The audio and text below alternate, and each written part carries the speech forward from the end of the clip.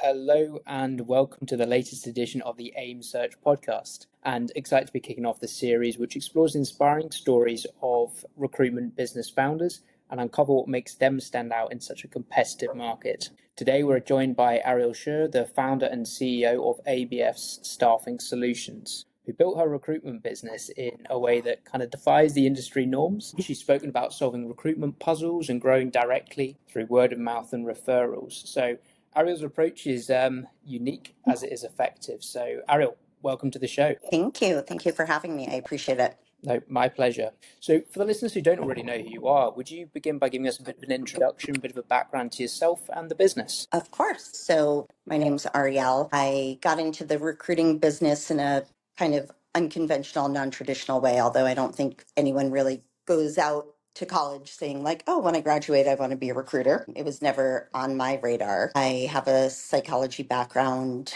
Had a private practice in psychotherapy, and I was looking to kind of supplement that when I first got into recruiting, which again was very random. I went to another company looking for work. While I was there, the owner looked at my resume. He's like, "What are you here for?" I said, "Isn't it obvious a job? Like, why else would I be in your waiting room?" And he said, "Come here, come to the conference room." And he brought me in the back and offered me a job to work for him on the spot, which was totally not even within my radar. And one of my best friends from high school at the time was a recruiter, and I spoke to her afterwards, and I was like, I don't know, what should I do? Because she loved it and she was crushing it. And she's like, go for it. You love people. You like helping people. There's no downside, and I could still do my private practice on the side. So I went for it and worked for someone else for 9 years, and then realized kind of a lot of his approaches were not in alignment with what resonated with me. And I decided to go off on my own, having, in retrospect, no clue what I was getting myself in for. And it's been an adventure, and I feel very grateful and blessed. And I have kind of wanted to approach it differently and didn't want to be kind of a cookie cutter, wanted to really have an opportunity to work with a variety of companies and businesses, and people will ask, like, what's your specialty? And my specialty is being able to help clients and people to the best of my ability. And I didn't want to have to pigeonhole myself into one sector. And it's been great, and every day's a new adventure. I never know,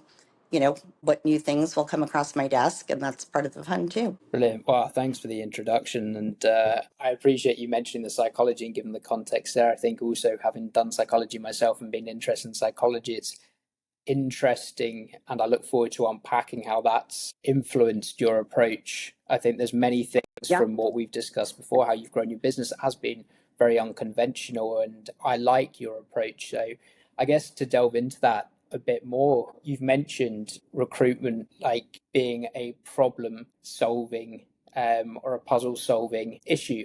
Talk to me a bit about your approach to solving these business problems and how that's kind of informed the way you run your business. Well, it's twofold. One is I look at every time I get a new job order, the job description is, I kind of look at it like an outside of a puzzle, right? So you know what ultimately it's supposed to look like, but sometimes there's 30 pieces and sometimes there's 2,000 pieces. And, there's a lot of detail, sometimes there's not. And whether it is 30 pieces or 3,000, the same premise applies to putting a puzzle together. And that really kind of made sense to me in terms of what I do and explaining it to people, because as long as I have an understanding and know what the outside picture is supposed to ultimately look like, I'm able to, pretty much fill any type of job. Obviously, if there's something that just feels totally out of my wheelhouse, I never want to oversell and underdeliver. And I'm always more about quality than quantity. So that's kind of been my rule of thumb. And the only thing I really don't delve into is the IT space, because that is such a niche and they have their own terms. And that's just a whole other world that I wouldn't even pretend to have any clue about. But outside of that, I love being able to learn about different businesses and companies and different types of jobs. And that, keeps it also interesting and fresh and fun. I think it's a really interesting perspective and approach. That whole puzzle is almost taking a step back, seeing a bird's eye view of the business. And I think a lot of recruiters, we can probably learn a lot from that of what business problem am I solving that, I personally, when I was in kind of recruitment, I was in tech recruitment. So I guess slightly different. And typically there, people do specialize in a particular niche or a particular industry. So that's why I thought your approach is really interesting. I think Yeah. although it's important to have that technical understanding and competency, and obviously if they want a Java dev, for example, they need to have Java. Not going to cut it with something else, but I think understanding the person behind the job application and behind the CV is Well, important as well, because if fundamentally there's misalignment with the personality is going to clash, there's going to be a culture clash, all these sorts of things, they're not going to be a good fit and they're hard to quantify. So it sounds like maybe that approach you take of being a puzzle solver helps with yes. Well, I think success. it's, a few things. I know really the puzzle analogy came to me when I was doing a little puzzle with my kids and we were kind of stuck. And I was like, why don't we take a break? And sometimes either taking a break or I said, let's get one of your sisters to help. Or a new set of eyes can really look at things from a different vantage point and kind of solve things. So that's one piece of the puzzle, no pun intended. And then the other thing is having that psych background has really been advantageous because, when I was doing private practice, let's say I would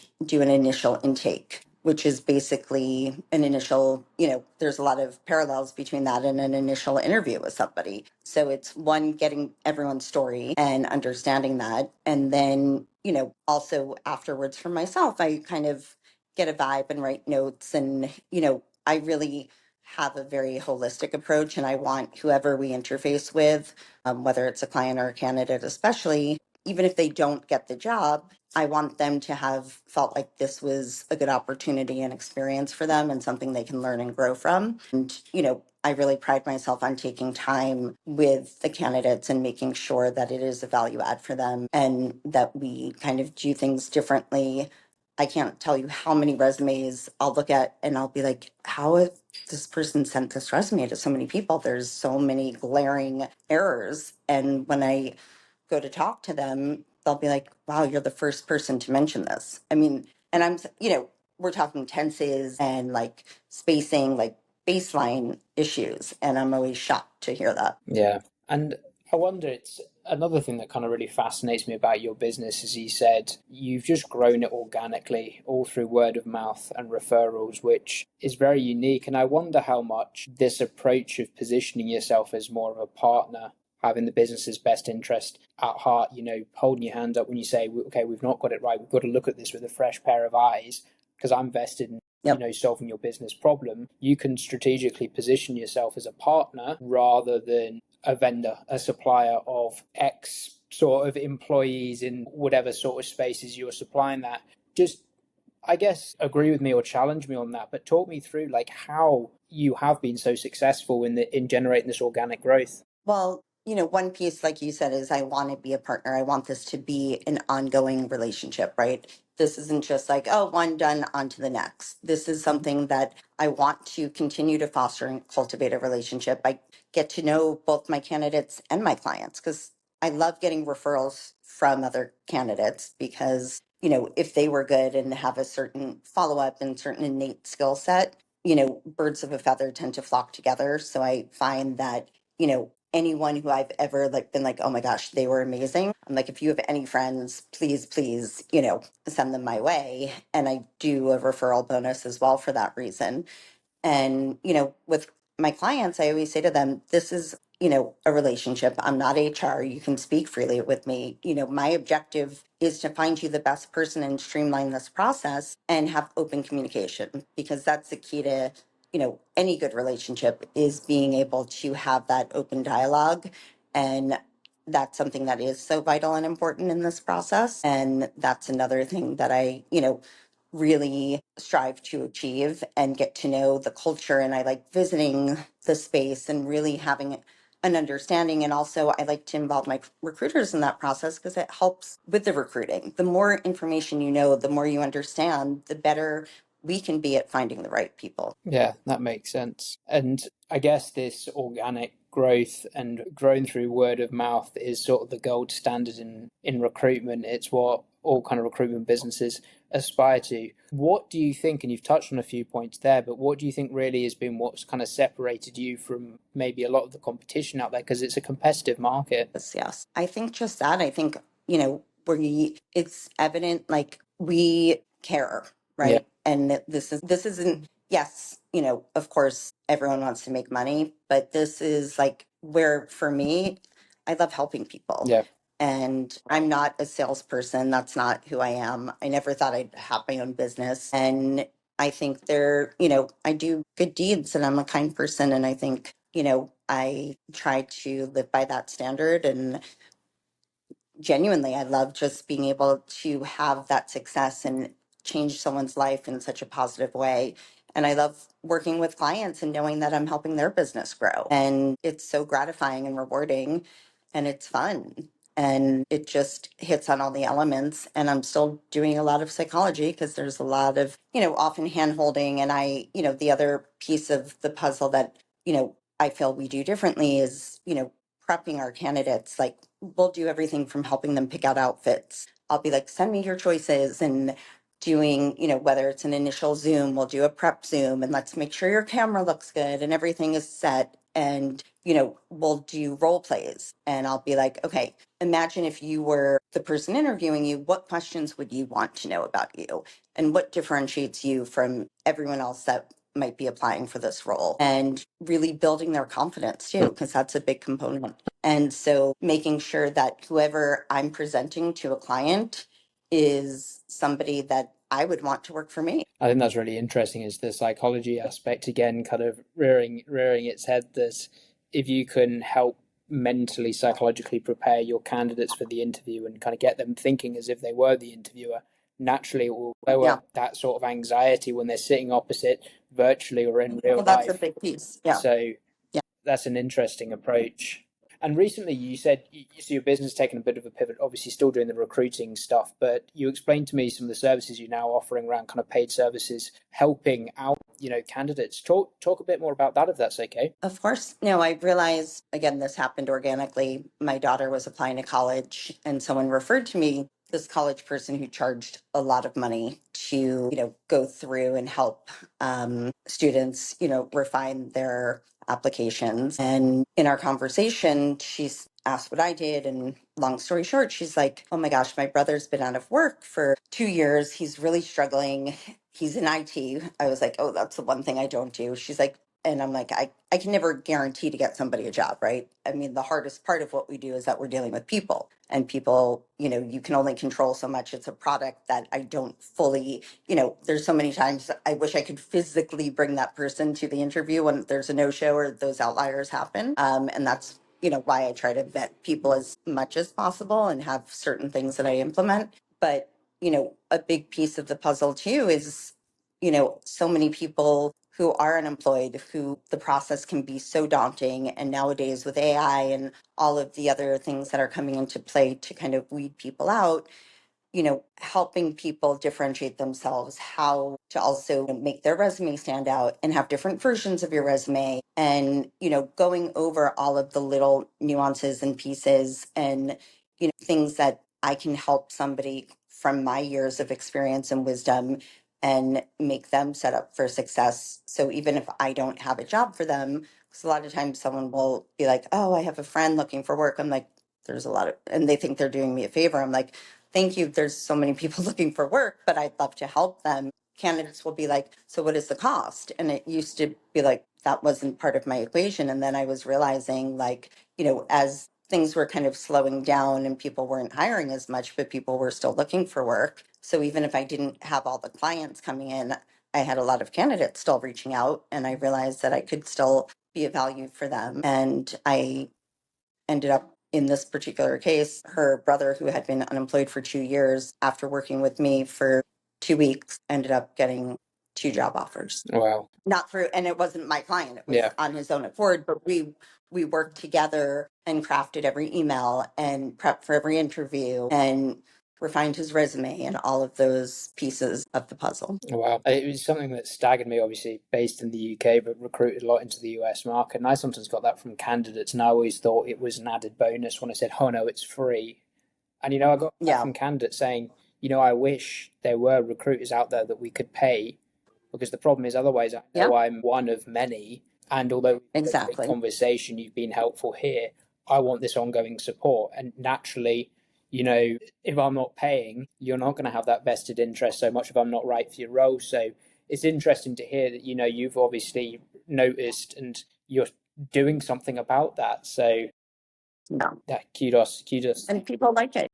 I even have like parents reach out to me and say, they want to pay me for their children that are even some, there's been some in their 30s, where the parents are like, help, help, I need help. They need help, So, and again, it's that helping piece that I love, Yeah. and watching the transformation is, really exciting and rewarding as well. But I think that's an interesting topic in that with recruiters, you're incredibly well connected with, whether it's VCs, PE firms, whether it's hiring managers, past or present, people have moved on, maybe they've had an industry change. And there's so many ways you can connect the dots. You talk about solving this puzzle. I always think about our job as a recruiter is connecting the dots. And some of the companies that maybe Hmm. I was prospecting into, their problem wasn't, we're Yeah. not hiring, we need to raise funding before we can hire. A case of, well, actually, how can we monetize? It sounds awful, but I can connect these people, but it can't be my full-time Yeah. job. I've made a few connections, Yeah. and they think that I can connect them to everyone. Well, it's not paying the bills, but understanding as a Yes. recruiter that value and being kind of driven by helping people, I think, Well, and relationships, right? yeah, Like it's all relationships at the end of the day as well. yeah, And, I think that that's a big piece. And, the referrals invariably happen because somebody has such a positive yeah, experience. And, this field can be, muddled, and there's a lot of people with a bad rap. And I never realized how like much that does yield true, yeah, you know, and I get it. And it's like, every profession has their stereotypes, but, that's one of the things I also feel like differentiates us is that, and the way I train my recruiters and the way we just interface with people, we really, again, it's like when somebody reaches out and they're like, well, what are your fees? And I'm like, well, it really depends on what your needs are. yeah. And this is not just, this is not a cookie cutter approach. Mhm. This is like talking to you as an individual, understanding your individual needs, and then we'll come up with the terms. I like that. I like that individual approach because some people need a much more support than other people do. So that Yeah. one price fits all isn't necessarily the way Yeah, to go. I'm interested. You mentioned exactly. you mentioned very briefly about AI and just how the kind of the landscape's changing. I'd be interested in kind of getting your thoughts or your insights as to how you've noticed AI impacting the recruitment landscape as it is, and what maybe some of your predictions are. Going forward, what evolving role AI is going to play in recruitment. In terms of recruitment, I think that there's a lot of things where resumes are, just going to first be filtered through AI. So that's where having certain keywords are so important. And a lot of times people don't realize they have one resume and they're applying for a job that has a very specific skill set, or even just one requirement that they might have but isn't listed on their resume. That can be a game changer. They can get totally overlooked, right? And now, so often too, it's like you apply to a job online, it's like this big dark hole. And, you really need to be aware of those key features that, you know, do differentiate you and take everything. I also encourage people, once you send your resume, then also connect to these people on LinkedIn and figure out like who you can also follow up with. So it's just not being filtered. And, there's a lot of great things about AI and there's a lot of concerning things. But at the end of the day, especially for what I do, I feel like that individual personal approach and getting to know people can't be replicated through AI. So yes, you can do a baseline generic, like there's even now AI interviewing systems, right? Where you talk to somebody and they do a whole thing and you can't even tell if it's a real human or not, which is a little concerning. And then they'll send you, this whole write up, which is great about very, tangible, basic things, but it's not going to tell you the vibe of someone and like the non-tangibles, right? And the things that, to me are also so vital and so, there's sometimes where I'll meet a candidate who's like their follow-up's amazing and you just can tell like intrinsically like they have these other facets and points that like if I hadn't been engaging with them and just looked on paper, I wouldn't even recognize and know. And like there's a lot of things that can be taught, but there's innate attributes and skills that like either you are that person or you're not. And I don't think AI will ever be able to capture that. So that's something that is important to me. But you know, it can really help filter things and it can help expedite things. But with that, you can lose things. So important to obviously maintain humans in the loop and keep them kind of front and center of the recruitment experience. Then is that what you're saying? I mean, that's how I feel. And I think that, you know,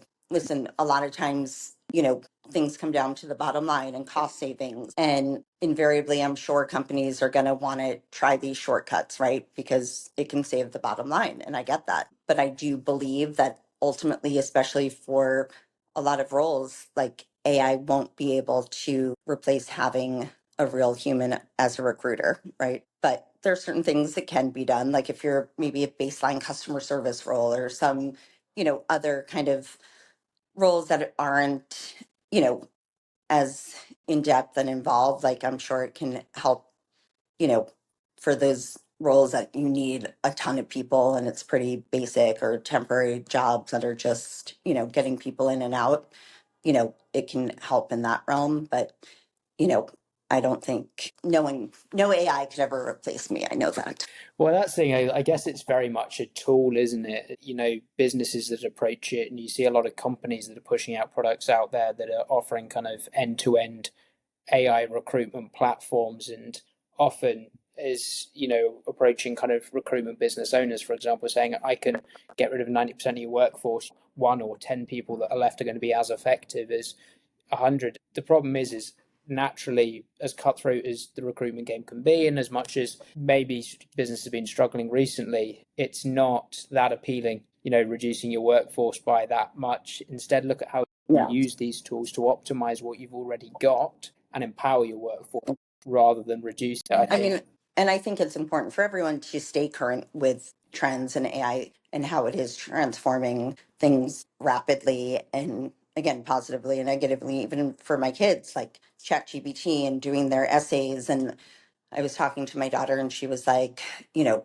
she hates writing, but she loves math. But she also has a calculator for math. She's like, so why can't I? ChatGPT is like the equivalent of the calculator. I was like, oh, that's interesting. Maybe one day, you know, because when I was in school, calculators weren't allowed. Yeah. Now everyone has them on their phone and it's like allowed for math. But the other part of that piece that I even was communicating to her is that, you know, even so, you don't want to rely 100% on a machine and just assume it's right. And an example that actually happened this weekend was we were at a store and there was a percentage off, and then they rung me up and the numbers seemed off. And she was like, come on, mom, let's go, let's go. And I was like, no, honey. And she's like, they gave you the bill. I go, but I still want to double check it. And she's like, why? It was done on the computer.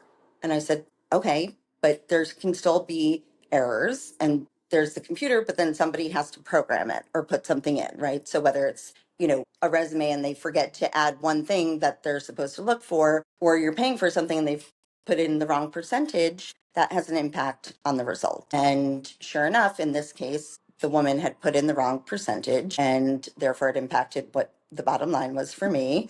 And she redid it and apologized. But it was a great lesson from my daughter because I said, listen, even though, you know, yes, you were like so quick and wanted to go and it was done from a computer, you know, there's still mistakes and you still want to double check it as a human and not just, you know, think that because this machine did it, it's always 100% correct. Yeah, absolutely. I think that's become such a critical skill, isn't it? That, you know, it can replace so much of the work, but keeping a human in the loop is massively important. Yes. Well, I think we've covered a lot so far in the episode. So I guess just to kind of summarize, obviously you've given a bit of an introduction, where you gave an introduction to yourself, a bit of an in-depth about your business, and you talked us through some of your unique approaches, from puzzle solving being your sort of approach to working with these businesses, not specializing in a particular niche, but actually taking that bird's eye view, taking a step back and solving the business problems which allow you to work across different roles, across different sectors, and really add that value to those clients. I think in turn that's kind of made you more sticky with the clients.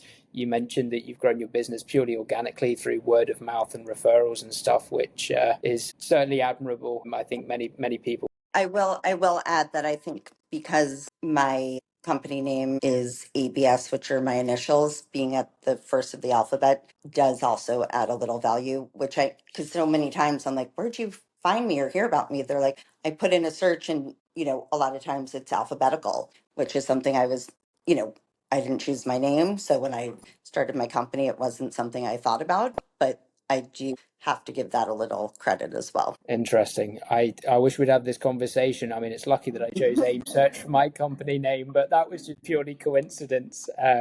No, brilliant. And I guess, are there any kind of closing thoughts from you? Obviously, we've covered a lot on there. Is there any kind of advice you would give or any kind of predictions you would make for the future as it kind of pertains to recruitment? Maybe it's recruitment consultants out there, recruitment leaders who are struggling at the moment. What would your sort of advice or any recommendations be? I think you always have to be able to pivot, right? And be able to think about what types of things are quote unquote recession proof, right? Yeah. And what are things that, might be quote unquote AI proof at this time. And really staying current with trends and being aware of what's happening, on all fronts so that you're able to adapt to the varying culture and times and being able to not be so rigid and fixed that like it's only one way because that kind of limits you. And so being able to kind of move and turn and adapt, I think is really important. And then just staying educated and being up to date and being flexible and, staying current. Amazing. That's great advice. And I think particularly for companies that do want to specialize and go into a particular niche, that advice of, pivot, change with the market. We're in a very fast evolving, rapidly evolving market, particularly if you look at tech and the proliferation of AI, it's going to disrupt things massively. So don't be afraid to pivot, I guess, is the takeaway from that one. Yes. Well, thank you so much. This was fun. And best of luck to you in your new venture. Thank you very much. It's been an absolute pleasure. And I hope the listeners I'm sure they've got a lot to take away from this episode. So really appreciate your contribution, Ariel. It's been my pleasure.